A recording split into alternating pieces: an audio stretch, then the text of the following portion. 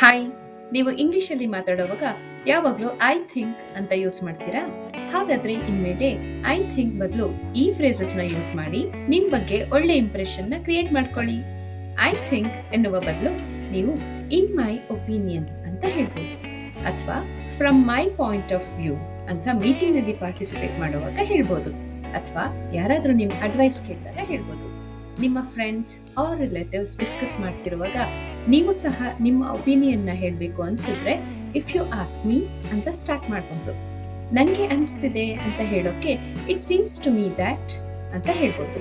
ಅಥವಾ as far as I am concerned ಅಂತ ನೀವು ಟೀಮ್ ಲೀಡರ್ ಆಗಿದ್ರೆ ಅಥವಾ ಯಾವುದಾದ್ರೂ ಗ್ರೂಪ್ ಡಿಸ್ಕಷನ್ನಲ್ಲಿ ಪಾರ್ಟಿಸಿಪೇಟ್ ಮಾಡ್ತಿದ್ರೆ ಅಥವಾ ಡಿಬೇಟ್ ಮಾಡ್ತಿದ್ರೆ ಯೂಸ್ ಮಾಡ್ಬೋದು. ಸೊ ಇಂಗ್ಲೀಷ್ನಲ್ಲಿ ಮಾತಾಡುವಾಗ ಐ ಥಿಂಕ್ ಬದಲಿಗೆ ಇದನ್ನೆಲ್ಲ ಯೂಸ್ ಮಾಡ್ಕೊಳ್ಳಿ. ನಿಮ್ಮ ಬಗ್ಗೆ ಒಳ್ಳೆ ಇಂಪ್ರೆಷನ್ನ ಕ್ರಿಯೇಟ್ ಮಾಡ್ಕೊಳ್ಳಿ. Thank you so much.